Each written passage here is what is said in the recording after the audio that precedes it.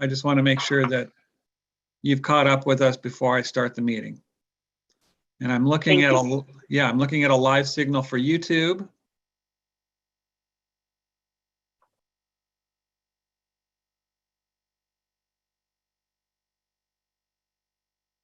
And I'm standing by for you, Kat. Are you ready? We are ready whenever you are. Okay. So just to start off, this is the Historic Resources Advisory Board meeting of October 13th, 2021, starting at 6 p.m.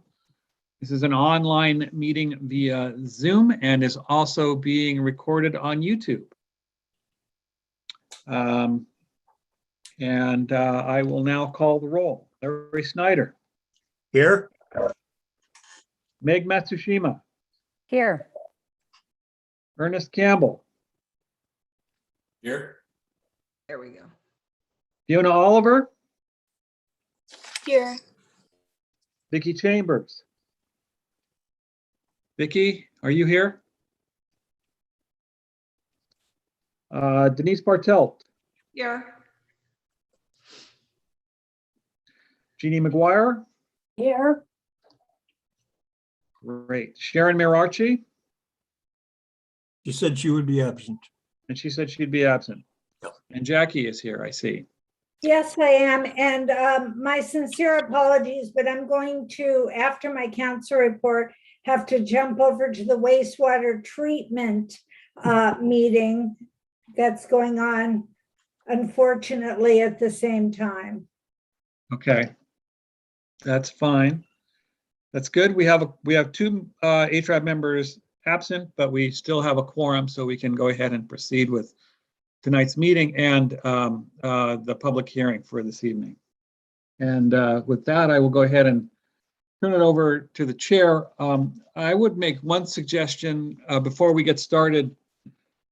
Larry, why don't we go ahead and have the council update, and then we'll move the approval of the minutes to the end of the meeting so that we can move forward with the public hearing sooner rather than later. I think that's fine. Okay. Why don't we move the public hearing right up after the council update? I think that's a great idea. Yeah. Okay, good. Okay. Thank you so much for your accommodation, and I sincerely apologize. Anthony Hooper asked me if I would speak, and I said I would without thinking that I would be here as well. As far as what's going on in the city, as you probably know, wastewater treatment plant is a $500 million project. It's a public-private partnership that we will be getting into to replace the current wastewater treatment plant that's currently run by the city of Portland. Lake Oswego will become the managing director. I know this isn't really an HRAB thing necessarily, but it is of great interest to all of us, I think, in the city.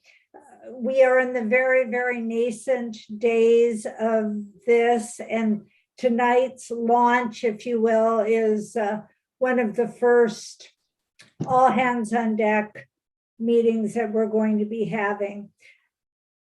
In addition to which, an old business, if you will, we're wrapping up our policing discussions that we've been having. I believe the last day for that will be the 20th. If not, it'll be shortly thereafter, because now we have hired our project director for I can't even think.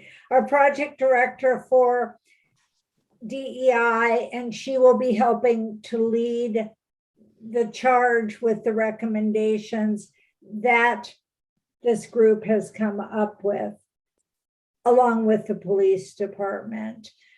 Otherwise, as Mr. Espy can point out, we've had quite a few annexations lately. I know it's his favorite thing. We have a few more. Yeah, right.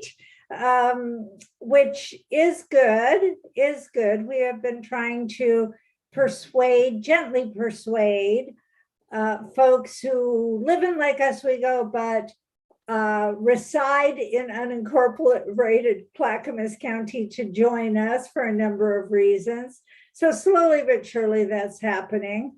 We also continue our work on the recreation and pool, which is going a little bit more slower than we thought. I can blame everything that we're doing on COVID if there's any delays in anything. Surely you can all relate to that. We also have our parks measure, which is probably one of the most confusing things that we have done in Lake Oswego for a while.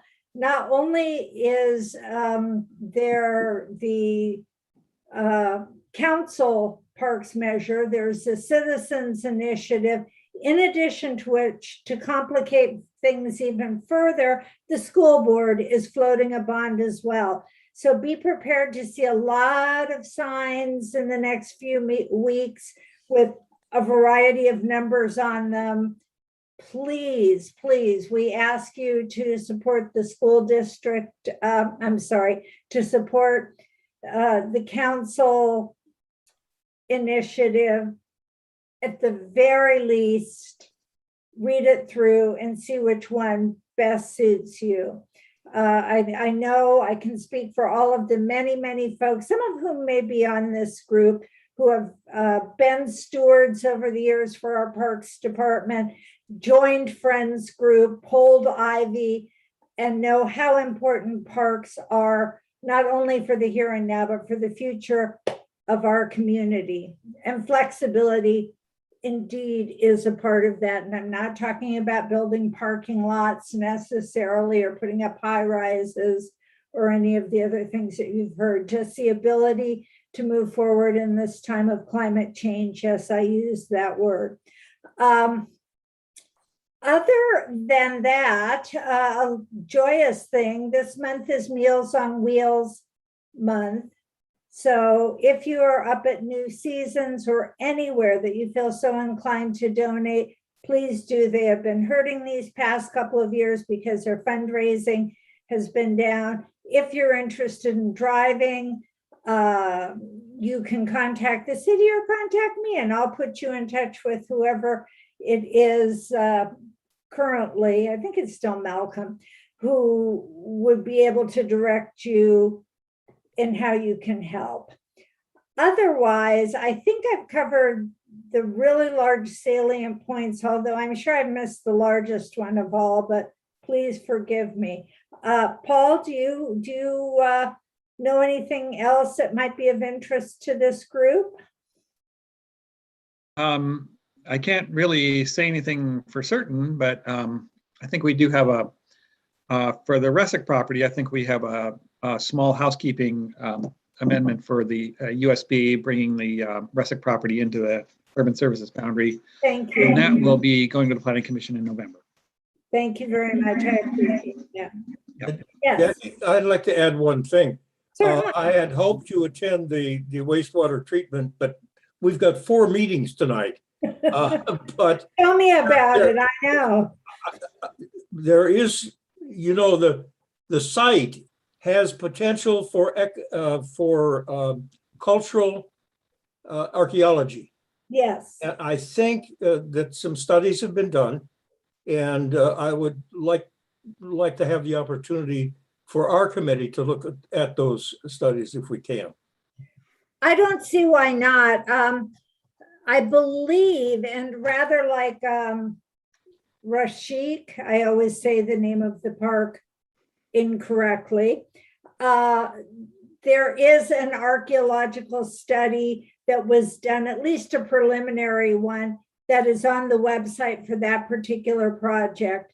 Yeah, there is, but this is for the Right. wastewater treatment I site. understand that, but I'm just saying, I think at least over the past few years, transparency has been upped, if you will, and that we're trying very hard to get as much data out there as possible for folks who may have an interest or questions, or just trying to restore our belief in government and what we are bringing forth to the people, if you will. But I too am interested in any cultural anthropology that we might find on the site where the current treatment plant sits.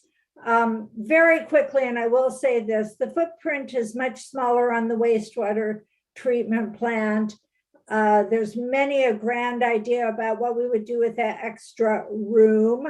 Some of the things that are being discussed future down the road would be our ability to create our own biosolids so that we could utilize the the natural gas that would be generated from that. But again, that's far down. That's putting the cart a little bit before the horse. But ecologically, sustainability, footprint size, operating costs, energy, there is a myriad of things that are going to improve using this newer technology. Okay. Thank you. Any questions? Thank you, Jackie. Thank you. Any other questions for me on any subject whatsoever?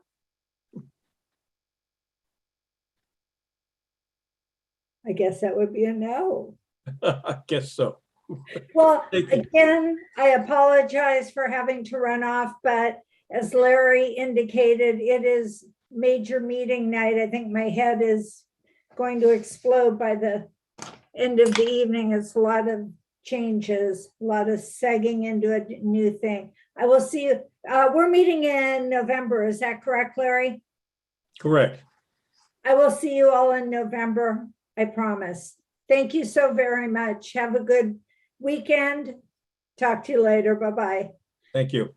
Thank you. Okay, if there are no objections, I would like to move item 5 from the agenda, which is the public hearing, up to the next item. Are there any objections to that? Okay, we will do that.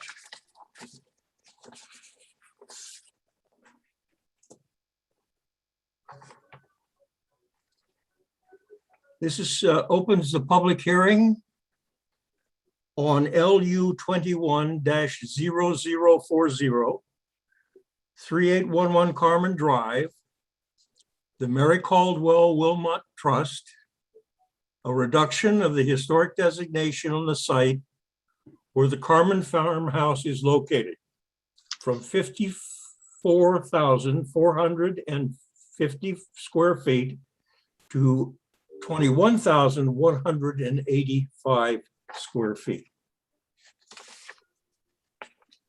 Attorney, a deputy city attorney, Evan Boone, will then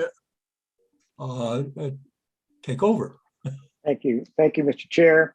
Deputy City Attorney Evan Boone, and I'll go over the procedure. And just as a quick summary, this is unlike most of your hearings in that this is quasi-judicial.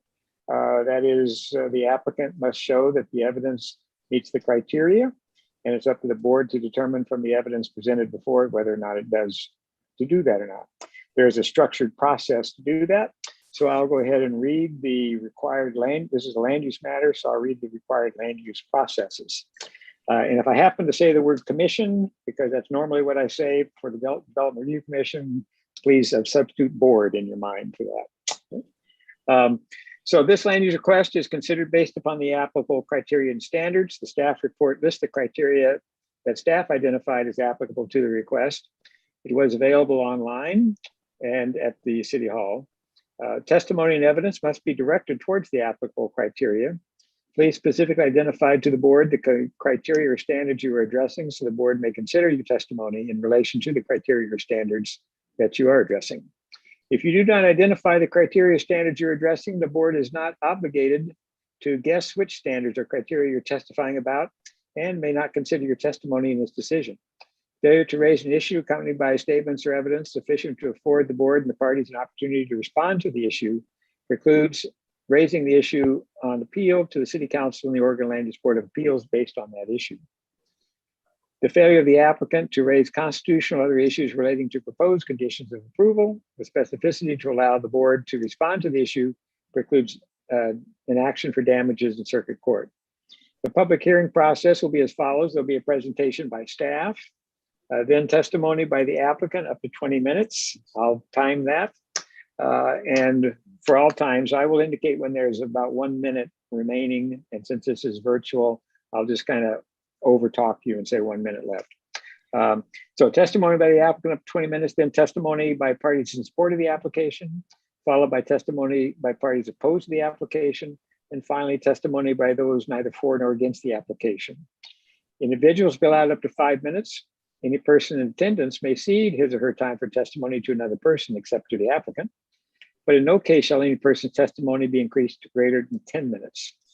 Recognized neighborhood associations, homeowner associations, government or government agencies, or other incorporated public interest organizations will be allowed up to 10 minutes. Following that would be the applicant's rebuttal, up to 5 minutes, and then commission deliberation, including a statement to the applicant, by the board deliberation, including a statement to the applicant by the board of any proposed conditions of approval different than contained in the staff report, and the applicant's response to the board's conditions of approval proposed following board deliberation.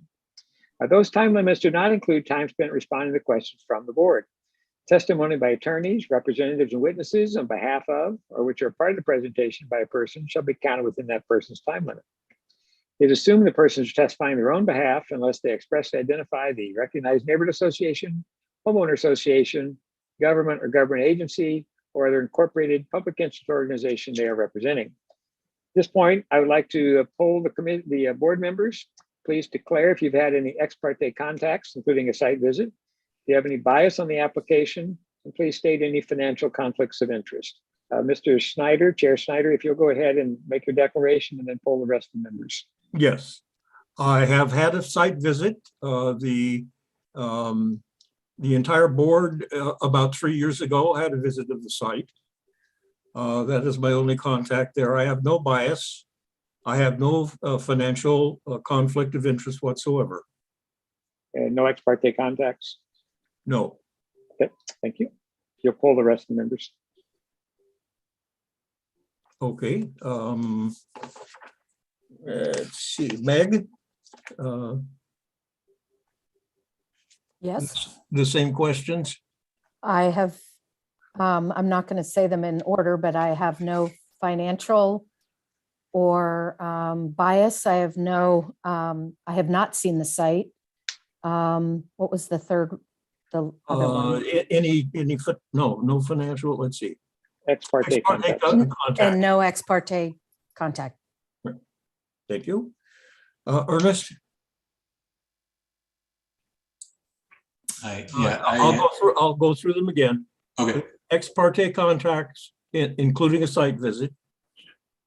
None, no, Okay. Any bias? no bias. Financial conflicts of interest. No, no financial conflicts of interest. Thank you. Let's see, Vicky? I'll go through them. Ex parte contacts, including a site visit. No, I have not. Okay. Financial conflicts of interest None. or any bias? None. Thank you. Jeannie? Here. Okay. Ex parte contacts, including a site visit. I think I was on the site visit 3 years ago, and I blame everything on COVID. I can't remember for sure. But prior to that, I did a site visit probably 20, 25 years ago. Okay. No ex parte or financial, Okay, and no bias. and no bias. Thank you. Sharon is not here. I think, did I cover everybody, Paul? I think I did. Is there anyone I missed? You missed me, Larry. Pardon? Oh, Denise. I'm Denise. sorry. No, I'll go through them. Ex parte contacts, including a site visit. no, I've never been to the site. I've had no, Okay, any Contact. bias? no, Any financial conflicts of interest? Nope. Okay, thank All right, you. thank you, Mr. Chair. Is there anybody in the audience who challenges the board member's right to consider the application? Hearing none, Senior Planner Evan Franstead with the staff report, please. Thank you, Mr. Boone, and members of the of HRAB. I guess is the easy way to say it. Yes. Okay, so you should see my screen here.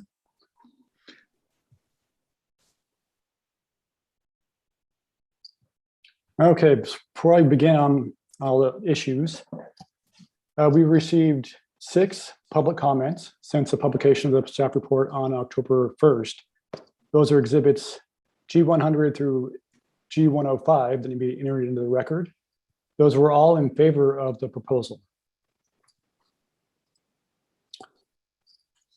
So the applicant is requesting to reduce the size of the site by removing the historic designation from a portion of the site on which the Carmen House historic landmark is located from 54,450 square feet to 21,185 square feet.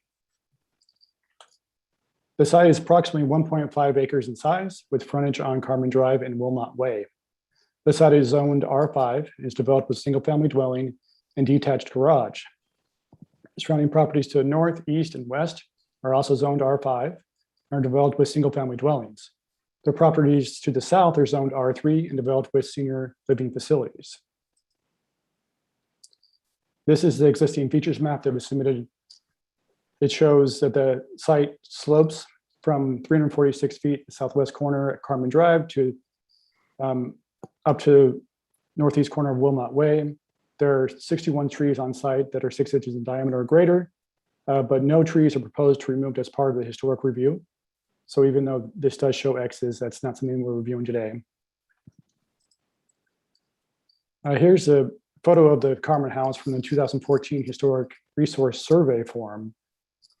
The 328 square foot single family dwelling known as the Carmen House is designated as a historic landmark on the city's landmark list. No exterior alterations or changes are proposed to the Carmen House as part of the application. The applicant state that the Carmen House will be given to the Lake Oswego Preservation Board upon approval of the subdivision. The Carmen House was constructed between 1855 and 1858 on a 326 acre parcel of land that was patented by Waters Carmen under the authority of the Oregon Donation Land Law in 1866. At the time of the first inventory of the site in 1989, the extended landmark included a 1.25 acre parcel, which we have today, that contained the Carmen House, and a separate 8.75 acre parcel that contained a barn, pond, and some mature trees.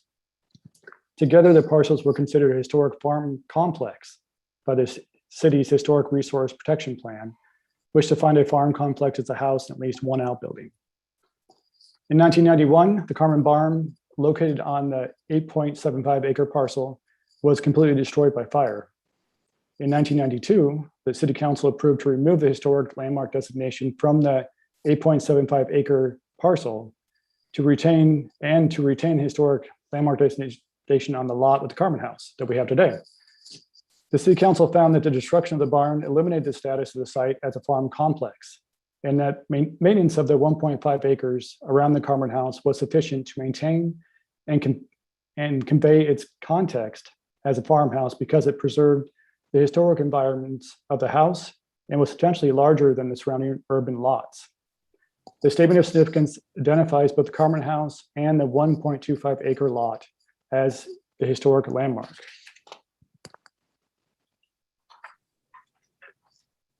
This plan shows the 6-lot subdivision that will be reviewed after the final decision of this application. Lot 6, which includes the Carmen House, represents the requested reduction to historic designation from 54,450 square feet to 21,185 square feet.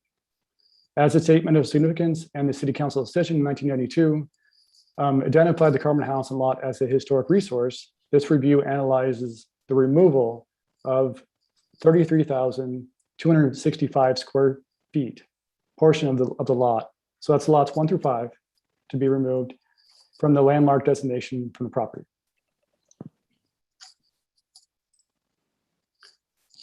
So in determining the criteria, in determining whether the criteria for removal of historic designation for the area of the proposed lots 1 through 5 are met, in that landmark designation is no longer justified, historic significance and architectural significance are considered. Those criteria are listed up above. So the first one, significance associated with the lives, events, or activities of a person's group, organization, or institution, at which time made a significant contribution to local, regional, state, and national history. So the area of the site proposed for removal of landmark designation lots 1 through 5 does not include any known historical significant structures or site features such as landscaping. The proposed retention of the Carmen House and associated 21,185 square feet, lot 6, is over 4 times the size of the minimum lot size of the 5,000 square feet required in the R5 zone.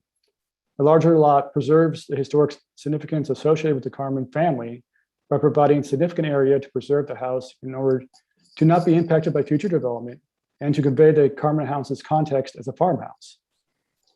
The second consideration is a birthplace or grave site of historic figure of outstanding importance that if there is no building standing that is directly associated with activities for which the figure is celebrated. There is no evidence that the Carmen House or property is a birthplace or gravesite of any historical figure. So the third one, a high likelihood that if preserved would yield important information on the local's area's prehistory or history. No specific event has been identified. Removal of the designation of the proposed areas would not lessen the opportunity for information on the area's prehistory or history, as the historic nature of the Carmen House will remain. The fourth one, significance because the resource contributes to the continuity or historic character of the local area, region, state, nation. The Carmen House DLC was the first donation land claim granted in Oregon, and is the only remaining portion of the DLC in the city of Lake Oswego that retains part of the historic character.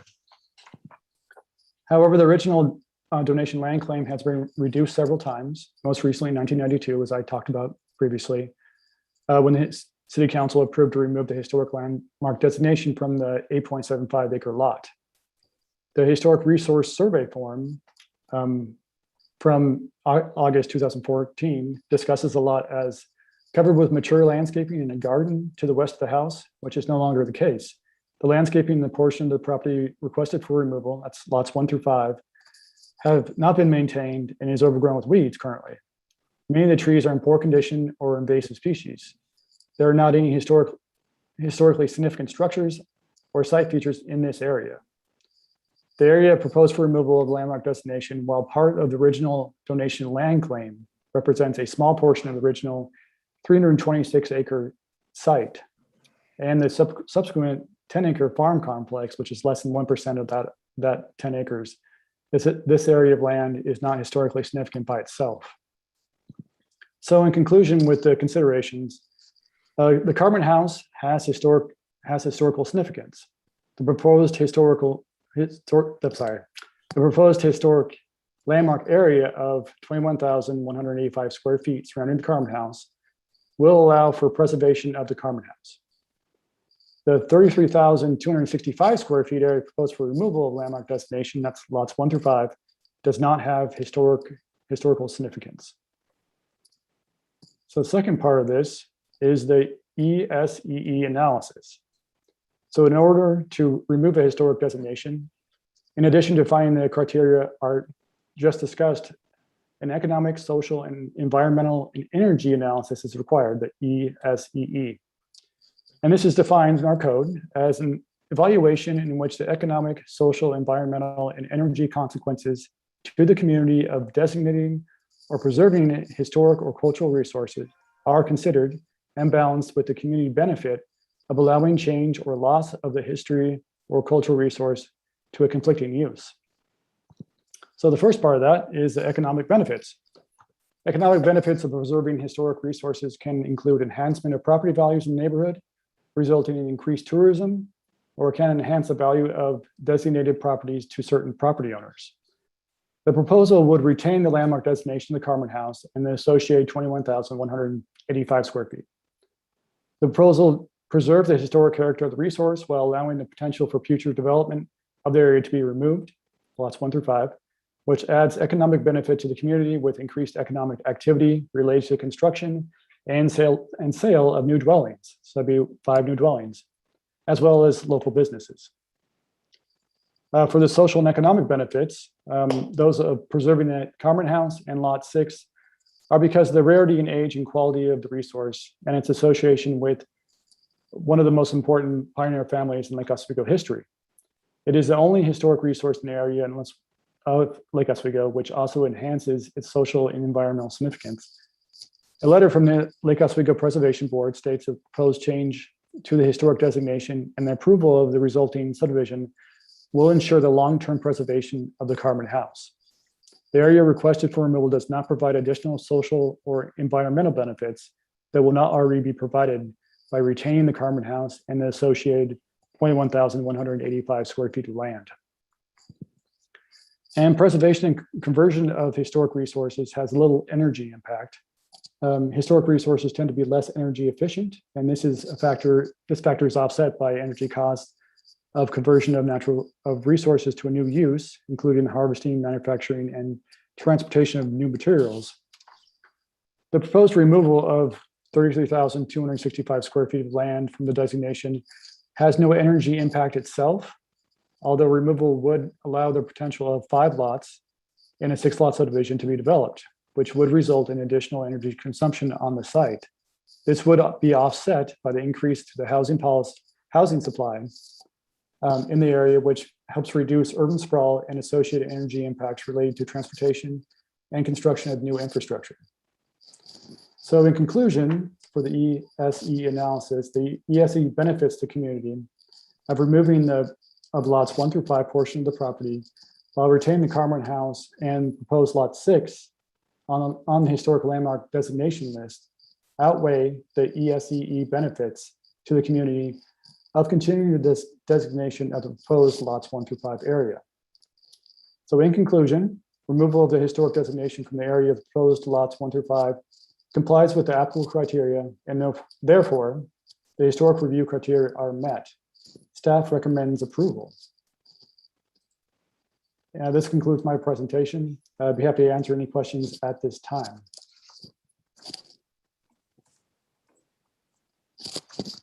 Any questions?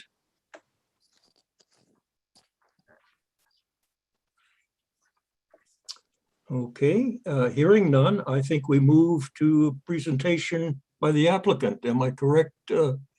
That's correct. That's Okay. correct. And a reminder, the applicant will have 20 minutes. So I'll make a 1-minute announcement prior to that. Thank you, Mr. Brown and HRAB. Danelle Eisenhart, I am the applicant's representative. I'm a land use planner.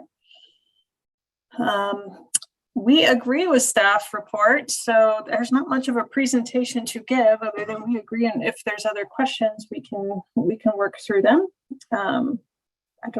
You don't have to have a timer, Mr. Boone, for me. There's there's nothing extra to share. Evan did an awesome job.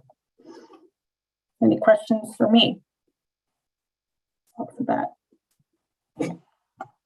Any questions? Okay, I think the next is, it's called for any persons testifying in support. I think Ruth has her I'm sorry, hand Daniel. up. I'm sorry? It looks like Ruth has her hand up, like on the Oh, I see. Oh, app. I Ruth, don't. I'm sorry. I didn't see your little hand. Go don't ahead. have to look. My name is Ruth Bregar and co-chair of the Westridge Neighborhood Association. I don't live anywhere near the property and I have no vested interest in the property. But my question is how the house and the lot were previously declared an historic landmark. I don't see anything that's changed that ruling, and I have comments about it, but you asked for questions. So is there something Evan Boone here. I'm going to interrupt and pause that for a minute. That was for question. Any questions of the board members If the board members have any questions of the applicant, Ms. Breger, what you would then be providing is testimony, Okay. and you'll have an opportunity to do that. So Okay. do the board members have any questions of the applicant? Hearing none, is there any persons wishing to testify in support of the application? John Gustafson. Hi, thank you. My name is John Gustafson. I'm president of the Lake Oswego Preservation Society, and I'm here to speak in support of the application. I would like to start by thanking Evan for his really thorough staff report. For those that don't know, I served for 4 years on the Planning Commission and 4 years on council, so I've had the opportunity to review a lot of staff reports. So it's always good to see a thorough one that I completely agree with. I also have to take this opportunity to say hi to Evan and Jessica, because it's been so long since since I've seen both of you. So I'm going to just kind of share the Preservation Society's take on this. Our mission is to preserve, protect, and advocate for Lake Oswego's built environment and historic assets. So we have been following the Carmen House for a long time, most notably in 2013 when the application was submitted to the city to remove the listing, and the Preservation Society took that all the way to the Oregon Supreme Court to make sure that that did not happen. So we don't take the modification of this historic designation lightly. So when the proposal came before us, we considered three main things. I also wanted to say I'm coming to you, thanks to technology, from the living room of the historic Carmen House. If you haven't had a chance to see the living room, this is it in front of the fireplace looking into a little sunroom. Anyways, we looked at, we kind of considered three different things when determining whether we thought it was appropriate to reduce the size of that parcel. The first was, were there any historic elements on what we're identifying as lots 1 through 5? So are there any structures, outbuilding? Are there important landscape elements? At one time there was an orchard and gardens on those sites. Are there other elements, wells or possibly buried artifacts? And from our research, none of those elements remain on those lots 1 through 5. So we didn't see in that respect any impact to the historic value. The second one was just looking at the historic use and the development patterns on the history of the house. And obviously its primary history is as a farm, and it was once designated as a farm complex, as you heard in Evan's report. But there is a real strong history of partitioning that this original pioneer family had, because of course, being a 320 something acre donation land claim, this family who continues to own it has a history of partitioning it off for the development of a sawmill, for Springbrook Elementary, and of course, a lot of housing that we call our neighbors today. So, this is the history of the Carmen family and this Carmen house, in addition to the farming. So, we thought that that was in character. Then the third thing we considered is, well, how small is too small, right? If we're talking about, well, if it's just the house, but still it needs some land around it, so that's when we looked at making sure that, there was a preservation of certain landscape elements around there, notable trees, landscape elements that would provide buffer between any new development and the house, making sure that view corridors and access corridors were maintained through the development, the lot partition. That was good. And then I think most importantly, which was noted in council's decision in 1991, was that the lot appears substantially larger than the than the surrounding urban lots. And I think that really is the key. That's what was included in Evan's staff report. And as he noted, it's 4 times larger than all of the lots around it. And in addition to that, the proposed subdivision has the new lots facing away from this one. So the new houses won't be sharing a lot frontage with this. So it's when viewing this house from its front, it's really going to stand apart. And that contrast between new and old is really important anytime you're looking at a historic structure, whether it's an addition to it or a remodel of it, being able to determine what's original and what's not as important. So those were kind of the 3 key things we looked at. And then finally was sort of from the Preservation Society's perspective, a cost benefit analysis of, well, in an ideal world, it's on this, 50,000 square foot lot. So why not maybe just advocate to keep it the size that it is? So the cost benefit we looked at was, well, the Preservation Society could oppose any partition or any reduction to the size of the lot, and that would result in the house being left to languish in sort of an uncertain state with an uncertain future, not in the hands of a beneficial owner. And the alternative being a slightly smaller parcel that still meets all the criteria outlined in the staff report, but that ended up in the hands of beneficial owners, which I'll claim will be the Preservation Society in this case, whose mission, as I stated, is to preserve and protect these types of assets. So our plans would be to make application to the National Registry of Historic Places. It would be to do immediate stabilization work to keep the house from deteriorating any farther. The house is on a very old foundation. It needs work to protect it. That needs to be done soon. And then once some preliminary restoration work is done on the outside, we plan on seeking a conservation easement, most likely with Restore Oregon, who has an established program for doing that. And with that easement recorded, it would forever protect whatever aspects the easement is placed on from any future property owner being able to make certain changes, or certainly from demolishing it. So in addition to the protections of being on the Lake Oswego landmark list, it also has protections from a potential National Registry listing and a conservation easement. So with all that being said, the Preservation Society strongly supports staff's recommendation of approval, and we ask that you do as well. Thank you.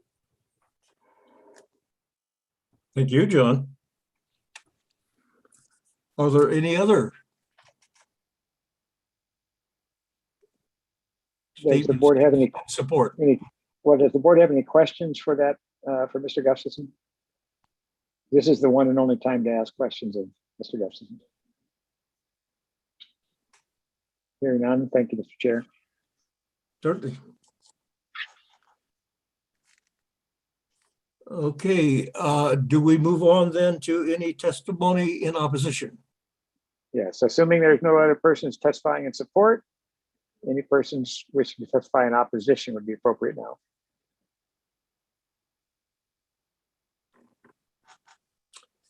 Hearing none. There's a little hand up.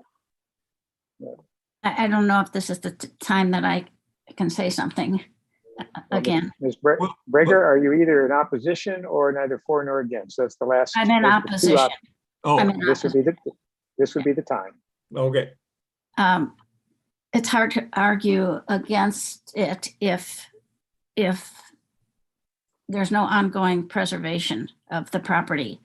It's just a shame that the family couldn't just donate the property to the city and the land, because I think the land is important, and it has, I haven't seen it for a long time, but there's potential beauty in the land itself that will set off and enhance the property. And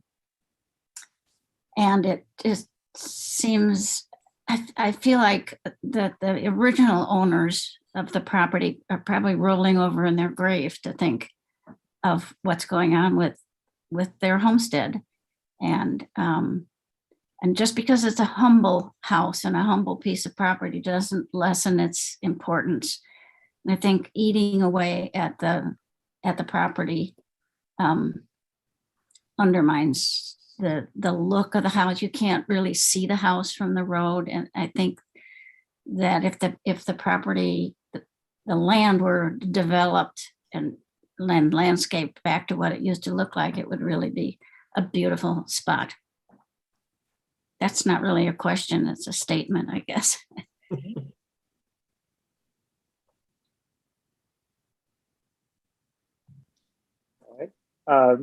Before I ask for board questions, Ms. Breger, you were testifying for yourself? I just wanted to be clear. I think you Yes, I'm indicated testifying before. for myself, not for the neighborhood. All right, thank you very much. The board members have any questions of Ms. Breger?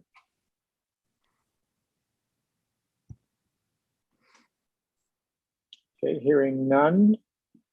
Are there anybody else wishing to testify in opposition? Hearing none, any person wish to testify in neither for nor against? Hearing none, then it would be time for rebuttal. The applicant has 5 minutes for rebuttal.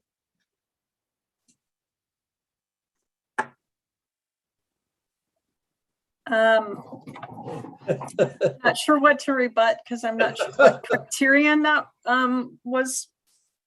that Ruth was talking about, other than we have followed the criterion, and Evan did a beautiful job of explaining how we submitted all that information and came to the same conclusion. So we feel that land around there can come away and be developed as a subdivision and leave the house on that 21,000 some square feet and still have the integrity. And Lake Oswego Preservation Board is going to do great things with it when they get the hold of it, to put it on the National Registry and hopefully get that conservation easement. So there's some ways to protect the rest of it in the rest of the future. I think that's it for me, Mr. Ben. Thank you. Does the board members have any questions of the applicant in the rebuttal? Again, this final opportunity to ask questions. Hearing none. Prior to closing the public hearing, any person may request an opportunity to present additional evidence. If a request is made, the public hearing will be continued to a date certain, not less than 7 days, or the record would remain open for at least 7 days after the hearing to enable additional written evidence or testimony to be submitted, and the board would establish the period for any rebuttal written evidence to be submitted. Is there any request to present additional evidence? Hearing none, unless waived by the applicant, the board would allow the applicant 7 days after the record closed to all of the parties to submit final written arguments in support of the application. That information would be considered part of the record, but would not include any new evidence. Does the applicant wish to submit final written argument, which would delay deliberation and decision on the application until the next meeting? Or do you wish the board to continue to deliberate and decide the case now based upon the evidence or arguments that have been presented? We wish for you to continue. Thank you. Mr. Chair, you may now proceed with deliberation. Very well. Is there any further deliberation on the evidence that's been presented?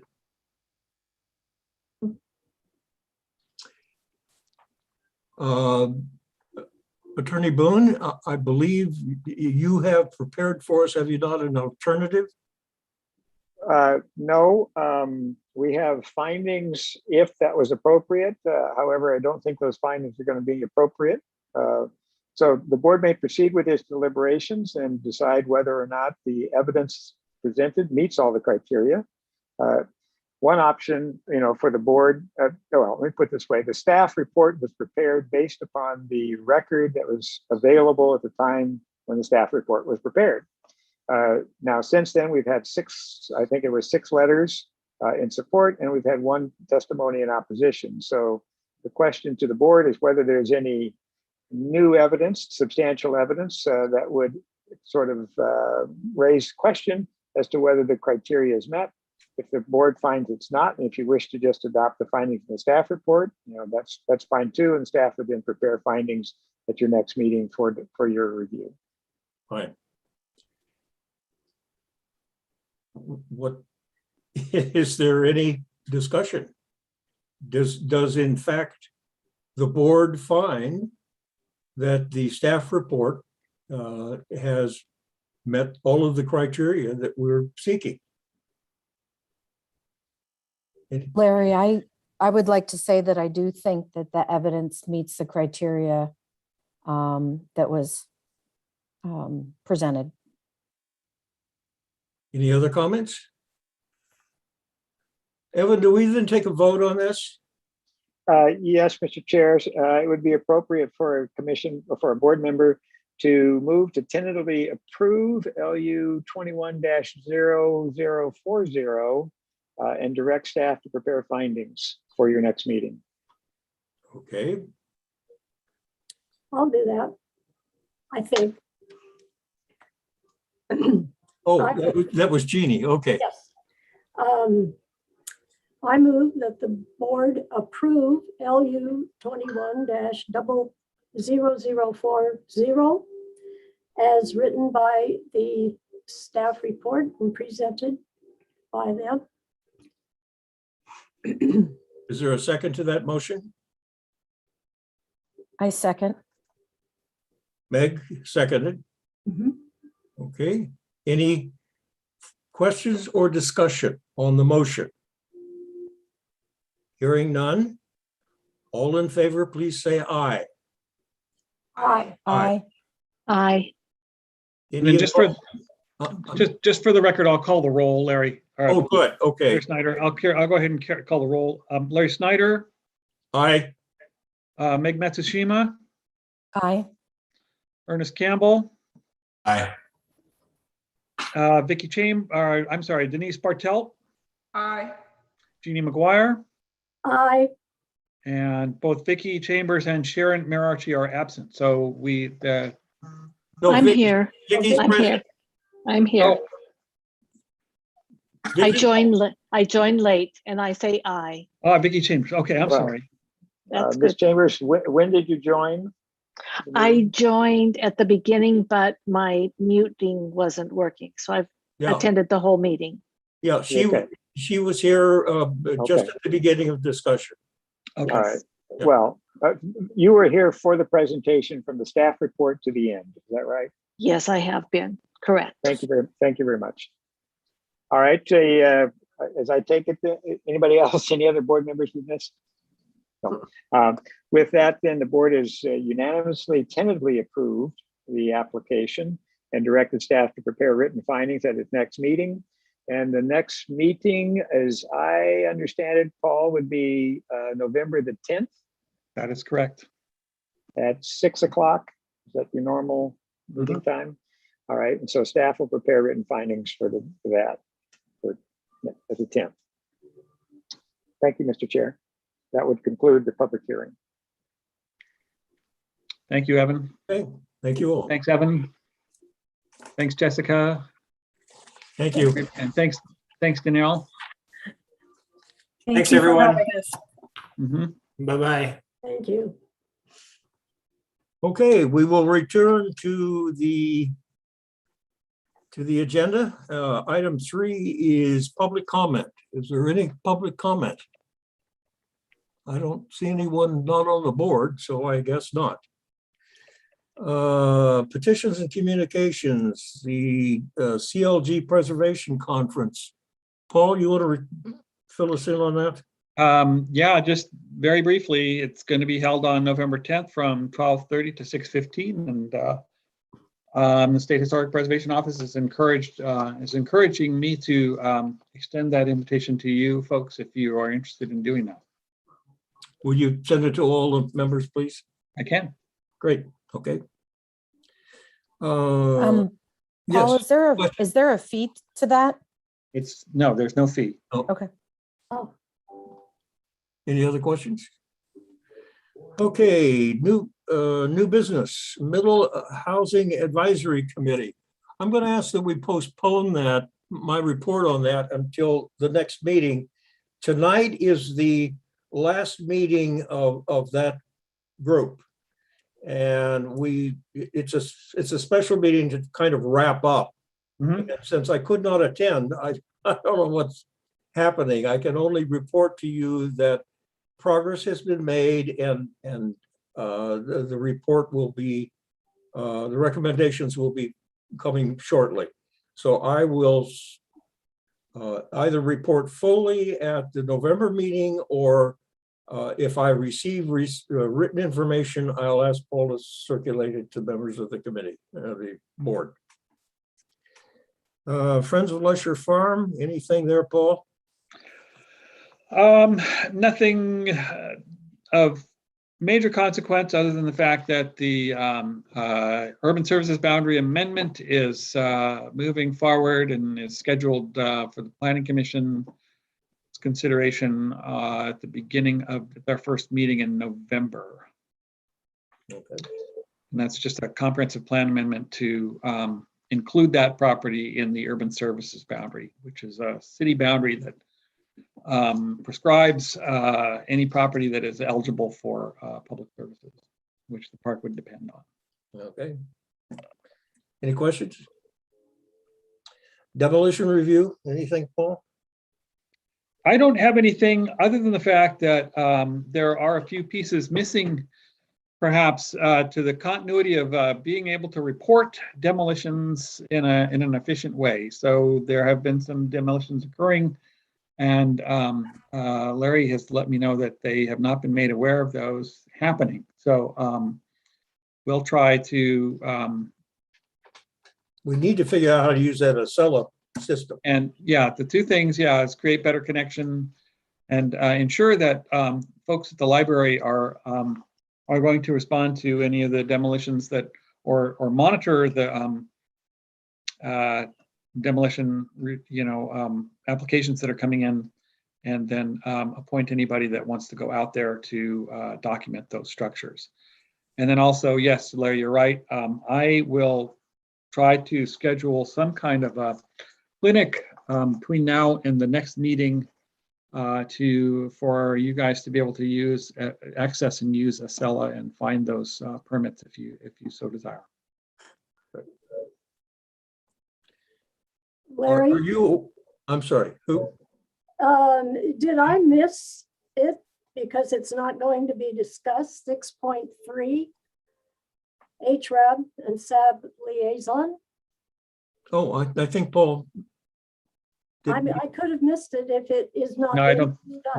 We haven't caught that one yet. Oh, We okay. haven't talked about that I'm one. sorry, I skipped it. Any, where are we on that liaison?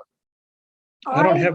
I'm not aware of the topic even. Maybe I should be. But could someone explain, how it came to be? And if there's has been any activity about that?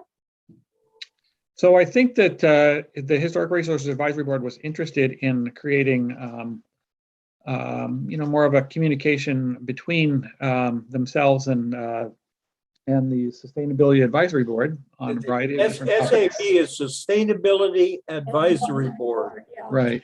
Yeah. And so in service to that, I think we appointed Ernest Campbell to serve as the liaison to see if there was anything going on with their board, and if there was anything that HRAB, if there was anything that they were discussing that HRAB would be interested in. Oh, That is true. Yes. There hasn't been any activity though. It started out corresponding, let's see, between myself and them, and then SAB back earlier this year, and it was kind of like a one-way correspondence. And then I was talking with, sorry, I don't have the name up, Casey, when she was here, and we just weren't getting any traction with SAB. So SAB, I don't really know what ended up happening other than I haven't heard anything from SAB over the last few months. Who chairs SAB? Do you know? That's a good question. I don't. Ernest, I think what we need to do is have Paul find out who we need to get together with. Okay. Yeah, and get the information to you, and then we'll proceed from that point. It sounds to me like they have not been particularly active. So You know what, that could be it. Yeah. Yeah, we'll see what we can track down. Okay.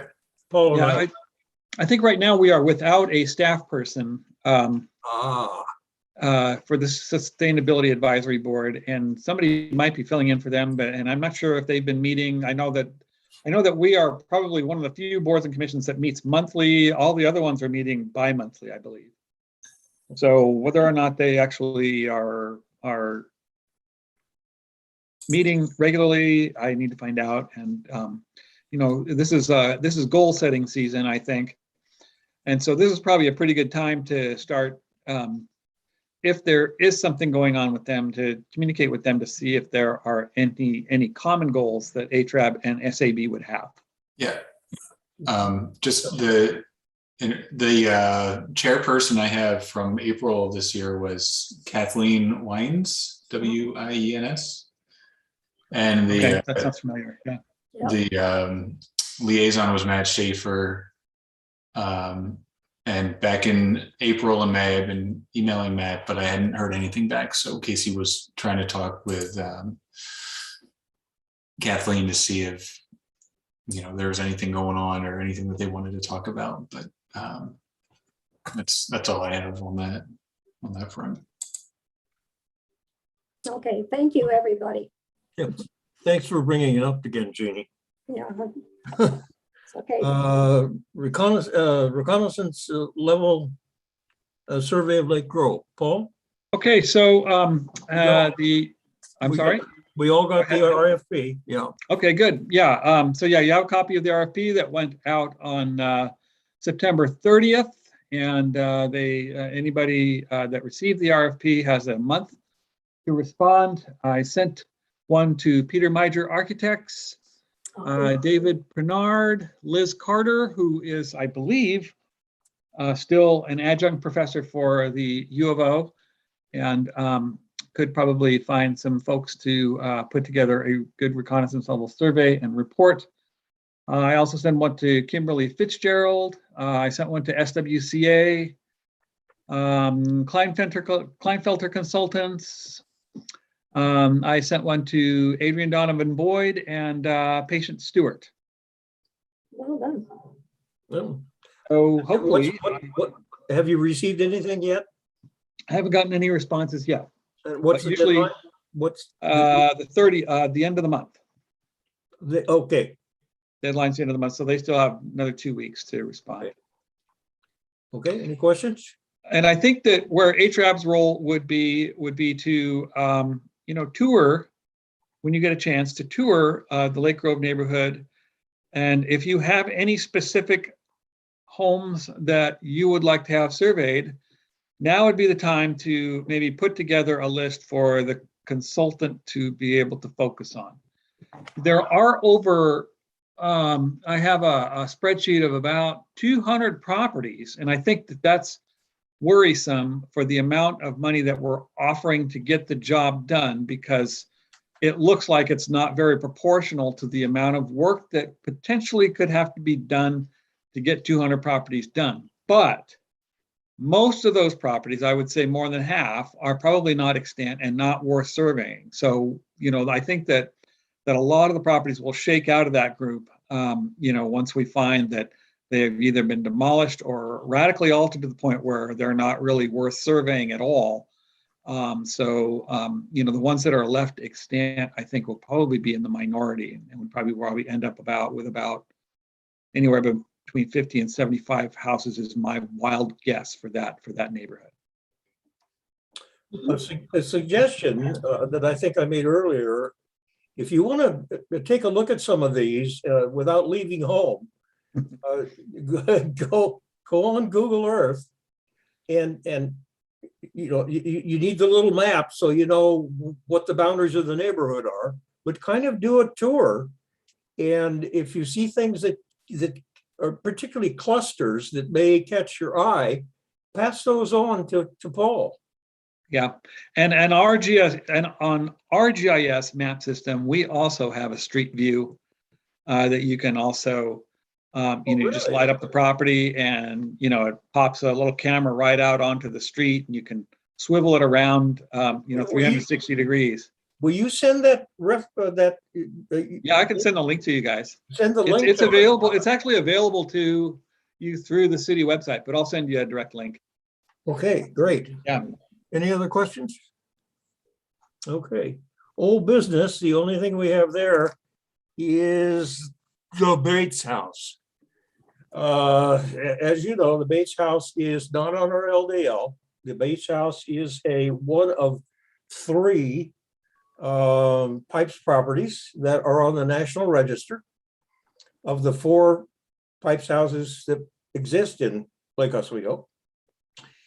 We had a meeting, I don't remember the date, Paul. It was back on September 14th. September 14th, Denise and I attended, and there were representatives of the owners. And quite frankly, they suggested the meeting because we have no real authority in this case. And they gave us a briefing on what their thinking is about what they want to do with the property. And it sounded benign, but it's it's sound. I mean, there's nothing concrete. They weren't asking us to endorse anything that I know of. So I'm a little at a loss to tell you anything other than we had a meeting. So when you say it was benign? Well, as I understood the presentation, Meg, they were in essence talking about the same kind of proposal as the previous proposal, with an addition connected Mm-hmm. to the existing. They seemed, however, unlike the original proposal, to be suggesting they would retain the entrance as it is without any modification. And beyond that, Denise, do you have anything you want to add? It was kind of a... Well, the architect that was there, and I guess he was not the first architect, but he's number the 2 architect on Yeah. the project. He seemed to be a little bit at a loss about some of the preservation standards and yeah, in fact, I brought, yeah. how to handle a historic house. So if nothing else came out of the meeting, we were able to give him information and links and kind of direct him where to look when he's working on the house and what things to look for. Other than that, there wasn't a whole lot. Yeah. Did they talk about opening up the existing historic wall to have a second driveway? Okay. Yes. So that did was similar? And they talked about wanting to, as the previous one, to open that window all the way to the, so that there's a full window facing the lake. And in fact, I think, didn't we make a suggestion, Denise, that they could do that, but they could do it with a horizontal muntin so that it was glazing above and below. So at least it would give the feeling of what it was originally. My recollection is, and it's very interesting because the Lake Oswego Preservation Society owns the furniture from that house. Were you aware of that? It was donated to LLPS some years ago. Hmm. I'm not sure where it's stored, but It's it in was, the it was work- designed by the architect, Larry, by Pipes. Yes, It's in the workers' cottage, I'm sorry. 40 Wilbur Street. The Yeah, that- workers' cottage, 40 Wilbur Street, I know has a dining room table and chairs anyway. Yeah. Hmm. Right, Denise? Yeah. yes, and the sideboard. So in our, in the office of the Lake Oswego, the little office in. Oh, that's what that is. That sideboard is part of that set. Oh, interesting. Mhm. Anyway, well, Paul, you started to say something. No, I mean, I just wanted to sort of give an overview of what was discussed at the meeting, and it was kind of in two pieces. We talked about the process and how to deal with the Oregon Revised Statute and how we look at what constitutes a demolition. So there's a variety of options that the applicant can do procedurally. They can apply for a building permit right away and take their chances on whether or not whatever it is they're going to do constitutes a demolition, and then they can depend on, or they can roll the dice and see if anybody takes their building permit to LUBA, I guess it would be. Or they could do a pre-app, which is not a legally binding land use action, and get input from Historic Resources Advisory Board and staff as to what might constitute a demolition. What sort of additions or changes to the house would constitute a demolition, such that it would diminish the historic character to the point where it would be considered as a demolition.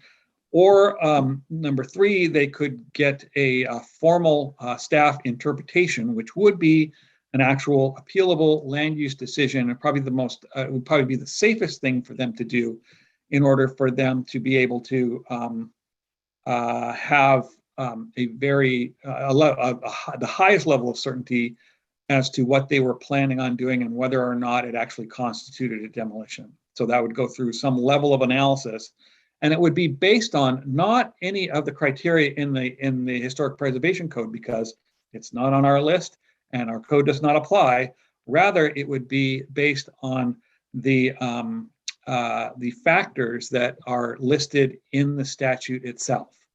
So there are some vague references to overall historic character, comprehensive plan, goal 5, kind of some very vague and kind of nebulous factors that you would consider when you were doing the analysis to determine whether or not what it was they were proposing constituted a demolition.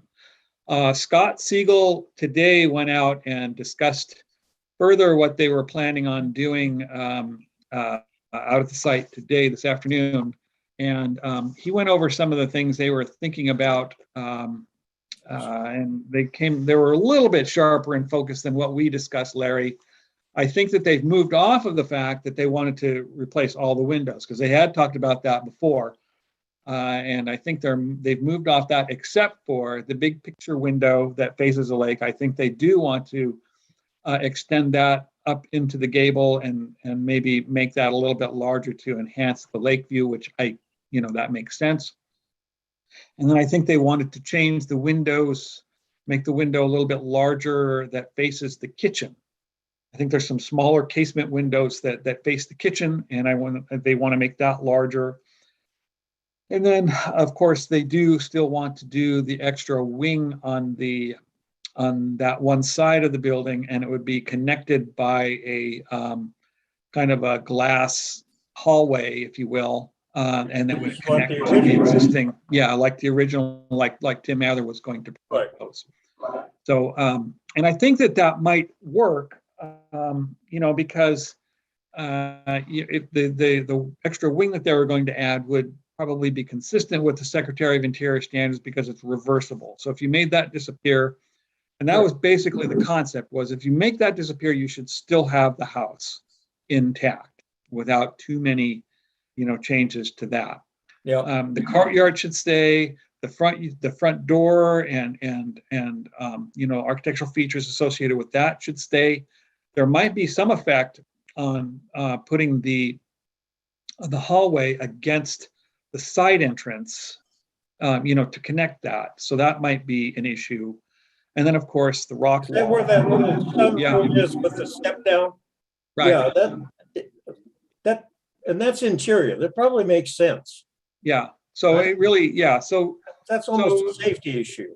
Yeah, and you know, it's pretty. You have to roll around in your mind and decide whether or not, and you know, and it's especially hard when for them to come to you folks for input when they haven't really given you a, you know, more concrete plan, and we can't expect them to have a 90% drawing for you guys to review, because the whole idea behind this is for them to get ideas from you so that they don't have to spend a lot of money, but at the same time, they want to at least give you guys something that you can hang your hat on in terms of, you know, an analysis and determination on what would be acceptable. But I think that they had enough to go on in terms of, you know, preserving the windows and that sort of thing, and the main architectural features of the building. The rock wall, I think they will probably have a new driveway in to accommodate for the new garage that would be a part of that new wing. And the hope is to use the material that was used to, you know, that was taken out of that part to fill in the other part that's where the old garage is located. Right. I don't know. So I think that's where we are so far, but I know that there's more work that they need to do to provide something a little bit more concrete for you to look at. Yeah. Okay. Oh, I'm sorry, Jeannie? Did we discuss goal setting 6.6? Did Not I yet. miss that? No. Not yet. Just checking. Nope, we're not there yet. I'm sorry, I skipped that one. I think we are now. Yeah. Okay, goal setting. Before we do that, Paul, I had a question. I was a little bit surprised that Evan moved the deliberation to the final decision to the next meeting in November. Mm-hmm. I had understood from him that if there was no testimony in opposition, and we were, well, I guess that's what did it. Adopting the staff report in full, that we could have done it tonight, but because of one person in opposition, that's what did it, isn't it? Yeah. Yep. Yeah, we have to document that testimony and provide a response for that. Yep. Okay. All righty. Goal setting.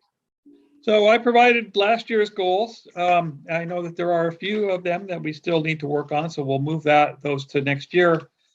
And then if you look at the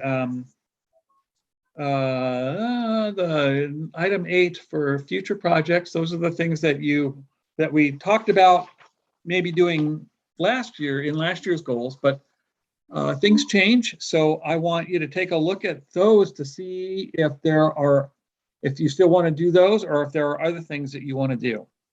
I know that one thing you were interested in, Larry, was to compile some of the properties that have had surveys done and have been identified as potentially designatable structures.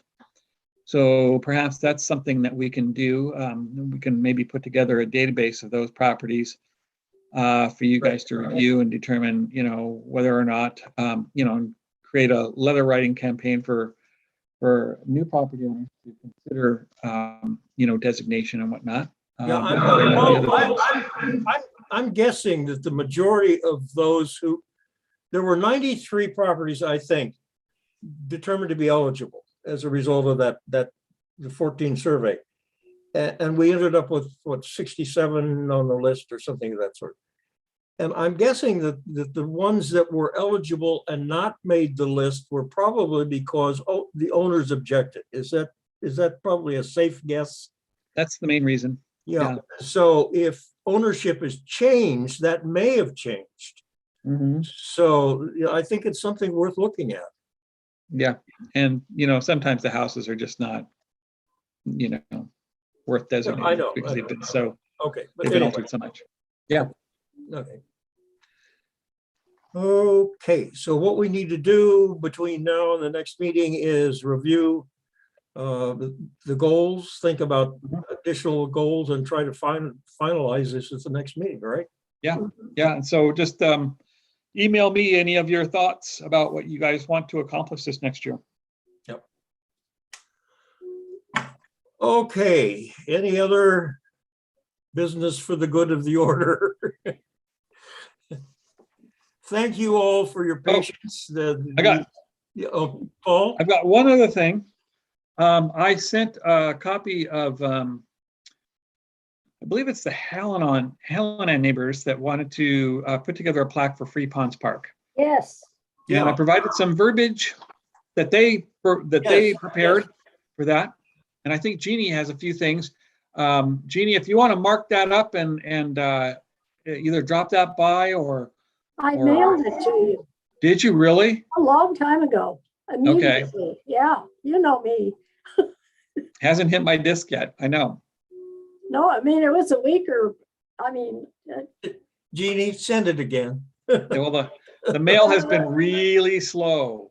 Oh, no kidding. That's Yeah. all. A week and a half or whatever. All right. I hope I can find it in my sent. Okay. That I don't have a hard copy or anything. So I'll look for it and send it. Oh, did you email it? I emailed it. Okay. Did you copy anyone on it? What? Did you copy anyone on it? No. Oh, okay. Okay. I'll look for any emails. It may have hit my spam folder or something. Okay. Yep. I'll make sure. Look to just to be safe. Yeah, because I spent it's not a big deal, but it would be if it were cast in. Oh yeah. No, I think to be perfect. Yeah. Those have to be right. Yeah. And I'm hoping that we could find, if there's anybody that you know of that knows anything about Free Ponds Park, it would be great to have them take a look at it for historic accuracy as well. Yeah. Well, you said that someone named Eric Olson wrote it or just sent it. Eric Olson just forwarded it along from one of the neighborhood folks that put it together, I believe. I just did, my usual grammar, language, art, spelling, that stuff. And much appreciated. I don't know the history of Free Ponds. Yeah. At all. No, but I'm just thinking that maybe, some or another of you would know someone that might. Mm-hmm. Do you think Susanna Quo might? She might. Well, Debbie Craig, for heaven's sake, she's still around here. She knows everything, Well, she lived in the house for years that was down. Yeah. Okay. I had a quick question. Did we approve the minutes? Oh, we did not. I don't think we did. Oh, thank you. So let's go back to that. Thank you. Are there any corrections or additions to the minutes? I move to approve the minutes. We have a motion to approve. A second. And a second. Any discussion? All in favor, please say aye. Aye. Aye. I was not there, so I can't comment or vote either one. But you could still check our grammar. Always, always welcome. Okay, the minutes are approved as circulated. Okay, any other business?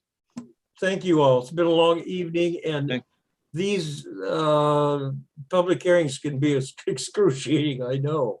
Mm-hmm. Anyway. It was good.